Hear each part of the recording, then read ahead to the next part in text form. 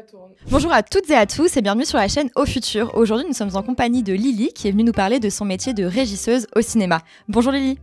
Bonjour Mégane. Est-ce que tu pourrais te présenter en quelques mots avant de nous parler un peu plus de ton métier ? Oui, alors déjà j'ai 23 ans, je suis régisseuse au cinéma depuis 3 ans.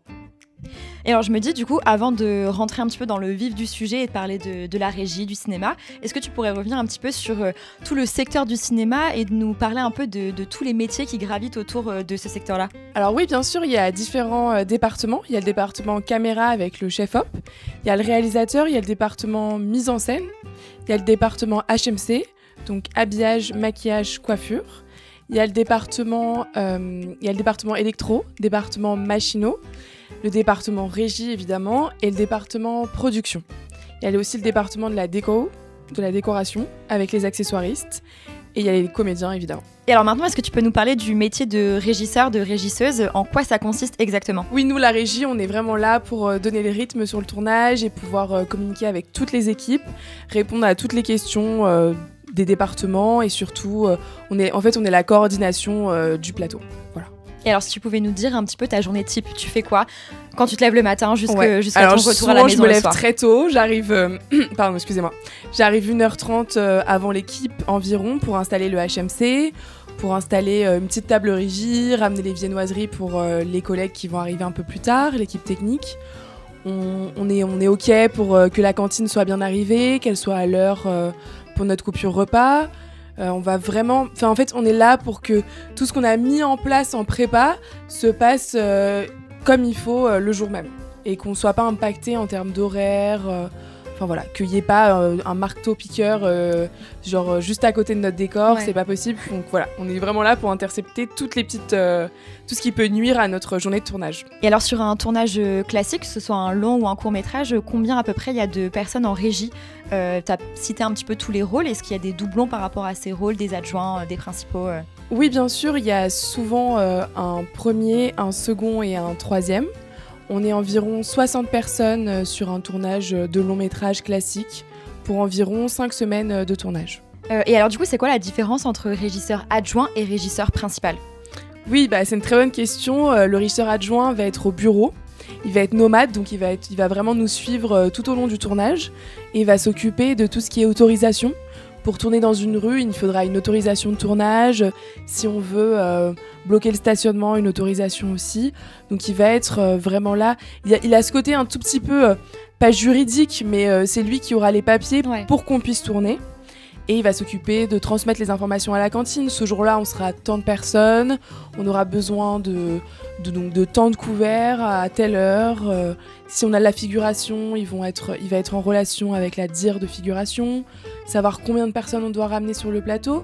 Il va être aussi amené à faire les transports des comédiens, savoir à quelle heure ils vont devoir être sur place le lendemain. Voilà. Alors que notre régisseur général, lui, va vraiment s'occuper de la feuille de service. La feuille de service, c'est ce qu'on reçoit la veille d'un tournage avec vraiment le déroulé de la journée. Voilà, okay. À telle heure on mange, à telle heure ce comédien arrive, qu'est-ce qu'on tourne, voilà, combien de minutes on tourne aujourd'hui sur le film, à quelle séquence on est sur le film, enfin voilà. C'est vraiment notre feuille de route, c'est vraiment notre feuille de route de la journée et c'est notre régisseur général qui va s'occuper en tout cas de faire nos convocations à nous, de savoir si ça marche pour la journée de tournage, savoir situer à quel endroit les véhicules techniques peuvent se mettre, enfin c'est vraiment, encore une fois, c'est de l'organisation. Voilà. Okay. On est vraiment là pour l'organisation. Est-ce que du coup, ils sont un petit peu plus en retrait par rapport à ton poste, par exemple, un petit peu moins en train de courir sur le plateau pour que tout soit parfait ? Oui, bien sûr. Alors eux, du coup, ils sont au bureau avec la prod. Et on est leur lien avec le plateau. Parce qu'eux, ils y sont pas, mais on a notre petit Toki qui nous fait bien mal à l'oreille toute la journée et qui nous rappelle qu'on est vraiment un lien. On a un régisseur plateau qui, lui, va nous informer du déroulement de la journée, qu'est-ce qui se passe actuellement sur le plateau, est-ce qu'on va être en avance sur la coupure déjeuner, est-ce qu'on va être en avance sur notre fin de journée. Donc voilà, donc lui il va vraiment faire le tempo entre ceux qui sont au bureau et ceux qui sont en train de courir entre les camions, ceux qui vont donner le top aux runners d'aller chercher un objectif.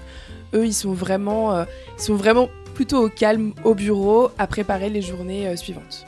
Et alors la question, je pense que beaucoup de personnes se posent, c'est par rapport aux comédiens, aux petites stars du coup des films, enfin aux grosses stars. Quelle est toi ta relation en tant que régisseuse avec eux? Est-ce que tu les côtoies vraiment? Comment ça se passe? Oui, bien sûr, à la régie, on est amené à faire les transports des comédiens, on les amène sur le plateau, on les raccompagne chez eux le soir. On est aussi amené à s'occuper de leur loge, de les installer confortablement. Et évidemment, en fait, être comédien, on ne peut pas être proche de la journée parce que ça demande une concentration optimale toute la journée. Mais le soir, dans la voiture, on est amené à papoter, voilà, à raconter nos petites vies. Alors du coup, vous êtes vraiment les garants de la bonne organisation de tout le tournage finalement. Vous êtes les petites mains qui vraiment s'occupent de tout derrière les caméras. Tout à fait, t'as tout compris, on est vraiment là pour que ça se passe nickel. Et alors du coup, une autre question cette fois-ci par rapport à ton statut. Donc en tant que régisseuse, tu es intermittente du spectacle. Comment ça se passe du coup cette intermittence? Est-ce que tu peux nous en dire un petit peu plus à ce sujet? Oui, bien sûr, en tant qu'intermittente du spectacle, je suis inscrite à l'année chez Pôle emploi. Donc quand je ne travaille pas, je suis rémunérée par Pôle emploi. Ok. Et sinon, et par mon employeur classique. Et alors comment ça se passe au niveau de la rémunération du coup? Alors la rémunération, c'est par semaine chez nous et c'est en fonction de notre volume horaire. Donc en fonction du projet, c'est vrai que ça diffère, le tarif diffère. Donc si tu fais un court-métrage, un moyen-métrage ou un long-métrage, la rémunération va être différente. Alors pour avoir le statut d'intermittent, il faut déclarer 507 heures à l'année sur une année à Pôle emploi pour pouvoir avoir le statut d'intermittent. 507 heures, ça représente en tout mis bout à bout, tu peux faire 4 mois de tournage en fonction, encore une fois, du projet. Ça peut être 4 mois de tournage comme faire en une année 507 heures si on court après les pubs et les clips. Ok, donc c'est-à-dire que pour être intermittent, il faut au minimum travailler ces 4 mois environ. Et si tu travailles moins de 4 mois, du coup, tu n'auras pas les indemnisations du coup. Oui, tout à fait. Les indemnisations, c'est en fonction de notre taux horaire. Et pour le taux horaire le plus bas, pour pouvoir accéder à cette indemnisation, c'est 507 heures. Ok. Du coup, comment ça se passe maintenant pour les mois où tu ne travailles pas? C'est Pôle emploi du coup qui te paye tes mois non travaillés? Oui, tout à fait. C'est Pôle emploi qui va me payer mes mois non travaillés, enfin mes jours non travaillés, parce que ça peut être aussi des journées pendant le mois. En fait, tous les mois, on se déclare sur l'application pour dire j'ai travaillé tant d'heures, tant de jours pour tel employeur. En fonction, ils vont regarder ce qui peut nous être reversé. Ok. Et alors du coup, tu dirais que sur une année, par exemple, classique, combien de mois tu peux travailler en moyenne et combien de mois, du coup, tu ne vas pas travailler? Oui, bien sûr. Alors, par chance, j'arrive à travailler entre 8 à 9 mois par an. Après, c'est en fonction des projets. Bien sûr. C'est vrai que j'ai eu la chance de faire une série, donc c'est plus long, ça demande plus de temps qu'un long métrage. Voilà. Donc, c'est en fonction des années, encore une fois, et des projets qui viennent à moi. Est-ce que tu peux nous parler un petit peu des productions sur lesquelles tu as déjà travaillé? Enfin, si tu as le droit d'en parler, du coup.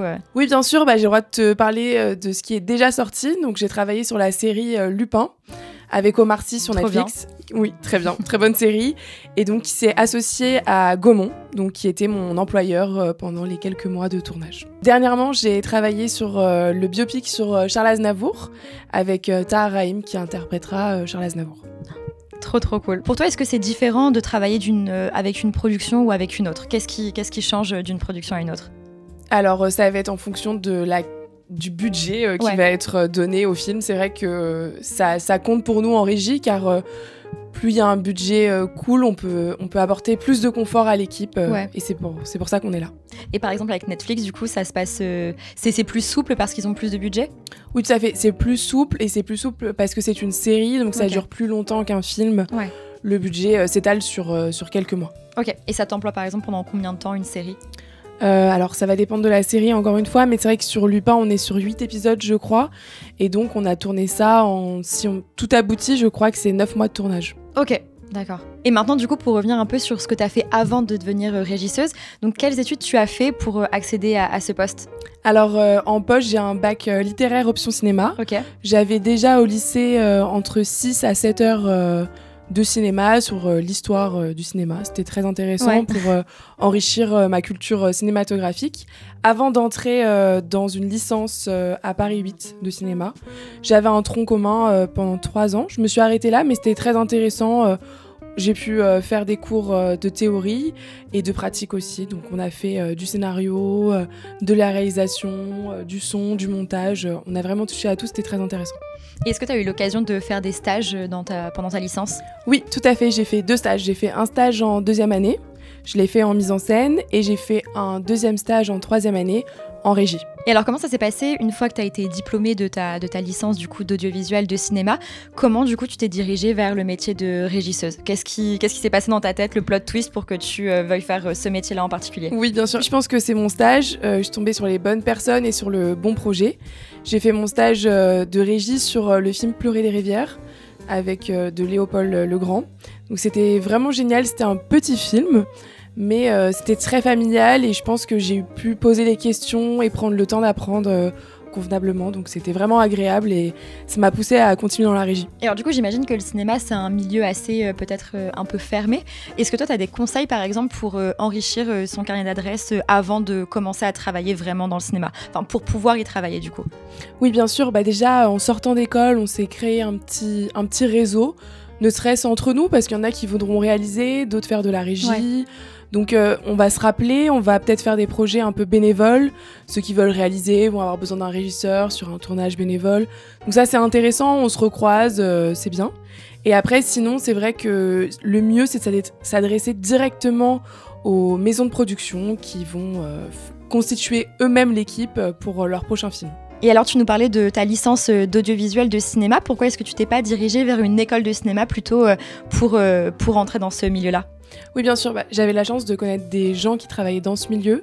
Donc, je me suis dit qu'avec ces petits élans que j'avais, je n'étais pas obligée de passer par une école. C'était aussi un investissement financier que je n'avais pas la possibilité de faire. Donc, la licence était très intéressante pour rencontrer du monde.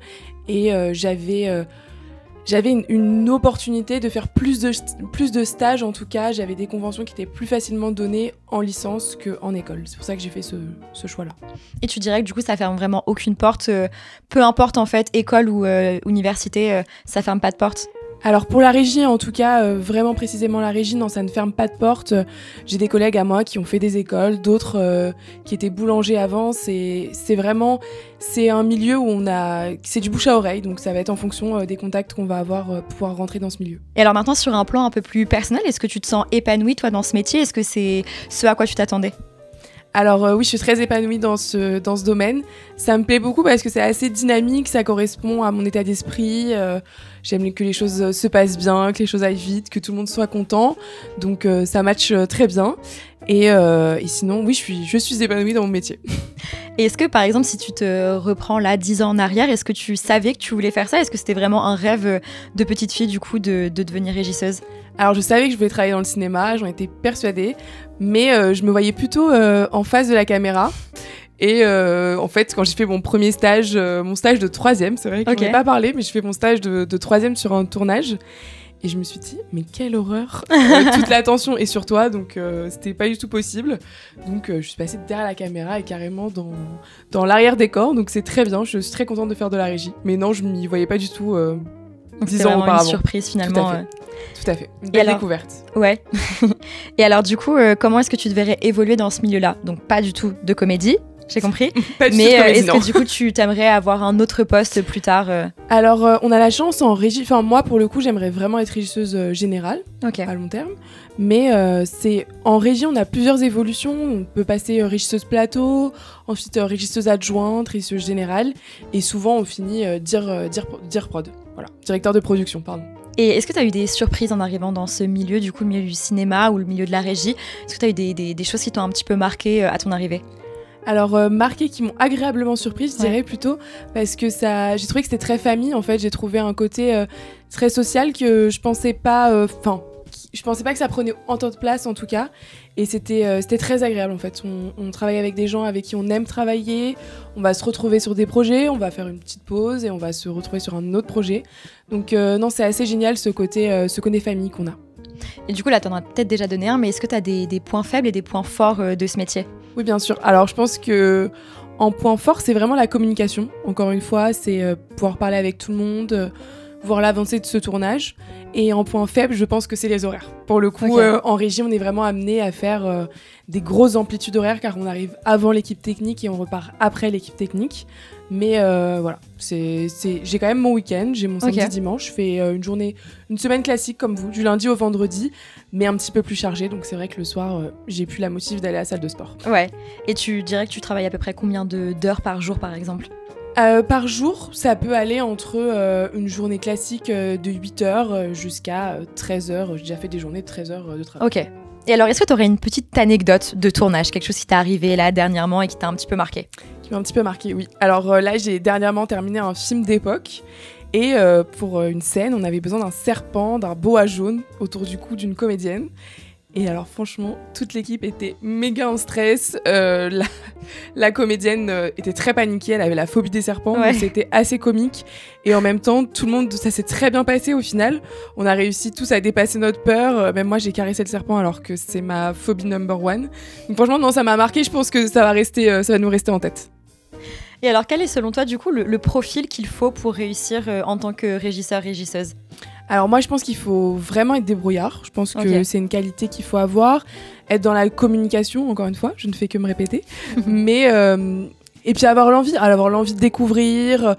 En fait, c'est résoudre des problèmes qui arrivent sur l'instant T. Il faut savoir rebondir en régie. Ok, donc vraiment rebondir number one quand t'es régisseur. Voilà, rebondir et jamais d'ondes négatives. On y va, tout est surmontable. Faut y croire vraiment jusqu'au bout. Il faut y croire. On va le faire. De toute façon, ce film va sortir, donc il faut le faire. Donc il n'y a pas le choix, il faut que ça arrive au bout. On n'a pas le choix. Et alors, est-ce que maintenant, pour finir cette vidéo, est-ce que tu aurais des conseils pour tous les jeunes qui voudraient travailler eux aussi dans le cinéma ? Donc même si je pense que c'est un milieu qui peut faire peur à certains, il faut y aller, il faut foncer. C'est la détermination et surtout, c'est l'expérience qu'on va se créer qui va être intéressant. Nous, on ne montre pas de CV en fait en arrivant sur un tournage. Ça va vraiment être l'expérience humaine qui va être mise en valeur. Donc vraiment, il faut pas avoir peur de foncer. Qu'on sorte d'une école, qu'on sorte d'une licence, les deux sont très intéressants et vont chacun apporter ce qu'il faut. Merci beaucoup à toi Lélie du coup de nous avoir éclairé sur ton métier et puis on se souhaite beaucoup de bonheur pour la suite. Avec plaisir, merci à toi Mégane. Et pour plus de vidéos de ce type, n'hésite pas à t'abonner.